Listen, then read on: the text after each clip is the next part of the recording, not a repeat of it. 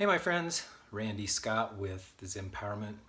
I've had a number of people over the last little while ask me about what Zenpowerment is, and thought I'd share a little bit. First, I'd like to just kind of share my story. When I was growing up, I always thought I was going to die when I was 33 years old. No idea why, but it was just something that was always there in the back of my mind. And so, growing up, I went through, just a typical childhood. And when I was 22 years old, I got married, was going to college, and it hit me really hard that I had about 11 years to live. And so I put together a bucket list. I started just chasing my dreams. I was going to college and got into international sales. And so I had this bucket list. I wanted to travel around the world. I wanted to go skydiving and scuba diving and buy an airplane and a whole list of things. And I ended up doing that. I lived in Europe and lived in Singapore, bought an airplane, did all those things that I had on my list that I thought would make me happy. And when I was 33, I bought a motorcycle, a bullet bike. And 3 days after I bought it, I come home from work and my wife was cooking dinner. She said it'd be about a half hour, so I thought, okay, I'm just going to jump on the bike and cruise up the canyon, which was about 5 minutes away. And so I drove the bike up to the top of the canyon, turned around, was coming back down, and somehow I totaled that bike and ended up, 50 feet up the mountain. And first thing I remember, I opened my eyes and I see this white and I hear this humming and I thought, this is it. And they were pulling me out of the MRI and I wasn't dead. And it really got me thinking. I had accomplished more at 33 than I imagined that I would, just being really ambitious. But when I didn't die, I thought, okay, what next? And you would think that I would be incredibly happy and grateful that I didn't die, and I wasn't. And I started thinking, what really matters?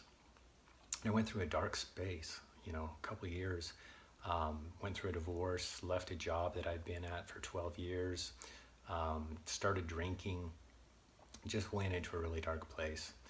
And after a little while, I decided to just search and say, okay, what's important? What matters? And that's what I've been doing for the last 17 years. And so I grew up Christian, but I studied a lot of other religions and philosophies and looked for the things that resonated with me and the things that that felt true for me. And that's how I created the principles behind Zenpowerment. So it's not anything that I created, it's basically a lot of stuff that I compiled. So what I have is 7 principles and a number of habits and tools that just create empowerment through authenticity. And that's really what it's about. I realized that so many times we are so inauthentic, and most of the time it's not intentional. It's because we've grown up programmed. We inherited a number of things, right? Where we were born, our social status, our everything, and we accept a lot of this as truth when it isn't. And so the principles that I have put together that help empower people and help them become more authentic. The first one is the principle of coming from a place of love. There are 2 motivations in our lives, either love or fear. And, love unites and fear divides. And more than feelings and emotions, these are actual motivations. And most of our programming comes from fear.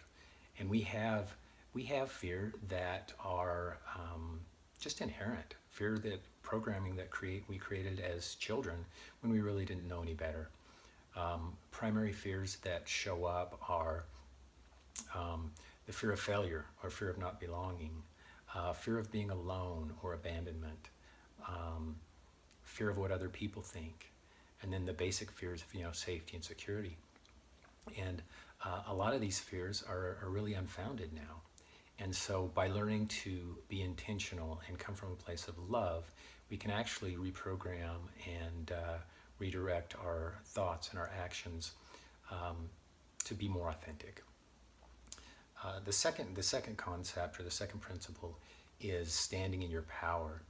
And what I mean by that is there are so many areas where we choose to give away our power, whether it be what other people think, whether it be authority, whether it be things that we think are truth that really aren't, that take away our power. And so one of the biggest benefits that my clients have gotten out of my coaching has been the concept of learning to stand in their power and being aware of where they're giving away their power. The third principle is the power of choice and meaning. And what that is we get to choose what something means. And we get to choose how much it means.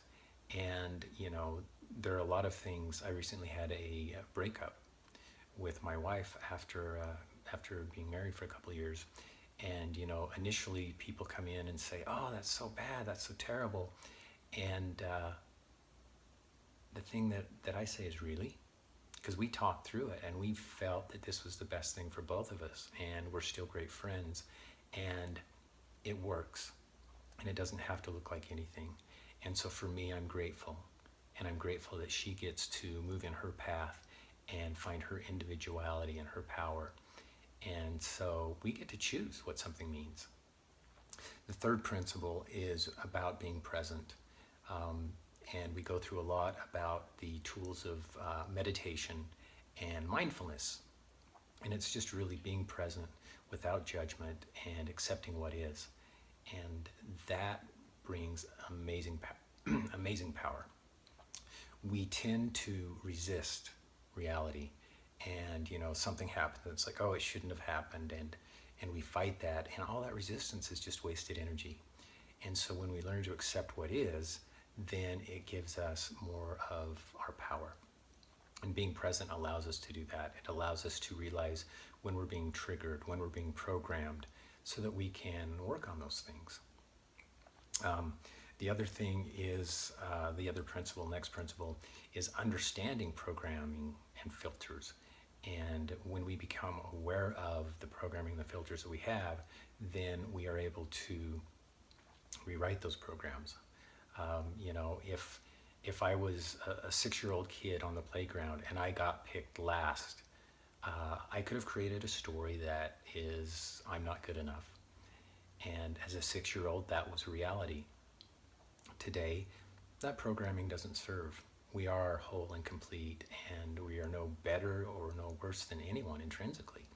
And so as we learn to understand these programs and filters, we can rewrite our programming from the past.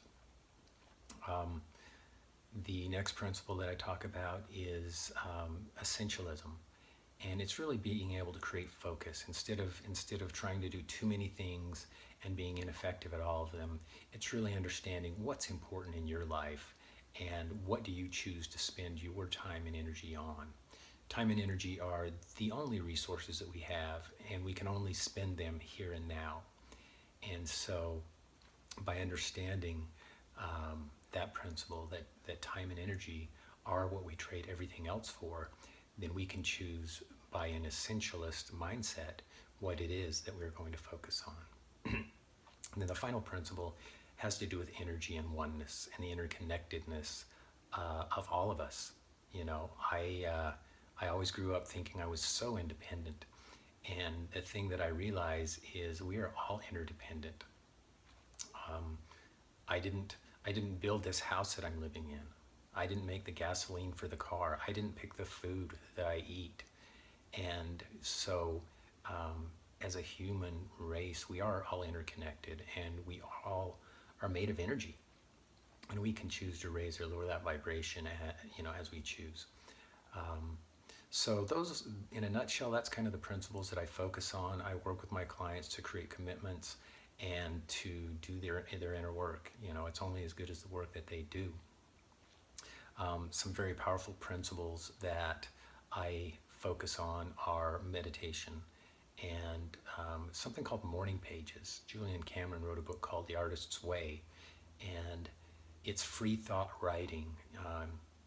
When we were growing up, we were programmed how to write. When we were writing a paper in school, it was like, okay, how do I get the best grade?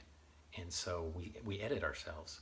I used to write a journal for many years, and again, in my mind, it's like, okay, if my grandchildren read this, do I want them to know this part of my life? And so I would self-edit.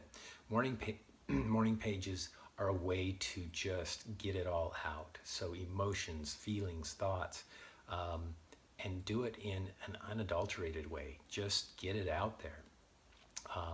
Very powerful tool. I've been doing those for about 7 years now. And when I do them right after meditation, meditation will put your mind in an alpha state, which is a very creative state, which opens you to inspiration and intuition. And so I do my morning pages right after that, and then it's a powerful tool. Other tools that I use, physical exercise, taking care of your body, service, a gratitude list every single day. That really helps change perspective. Finding an act of service to do every day, opening yourself up and saying, who can I serve? Reading 10 pages of a book to be able to stimulate your mind and help there. So there are a number of principles and tools that I use. Anyhow, that's a quick summary. Just wanted to share. If you want to go deeper in any of these, I'd love to do that. I'll probably be doing more videos where I'll go deeper into each one of the principles and share some nuggets. But just wanted to share what I'm up to. I appreciate all of you and look forward to seeing you soon.